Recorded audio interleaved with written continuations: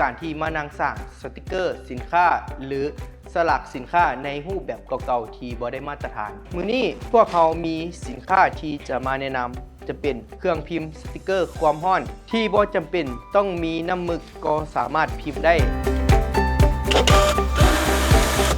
ที่สำคัญแมนสามารถใส่กับเกียร์สติกเกอร์ความร้อนได้หลายขนาดบ่ว่าจะเป็นเกียร์สติกเกอร์ความร้อนขนาดน้อยหรือเกียร์สติกเกอร์ความร้อนขนส่งสินค้า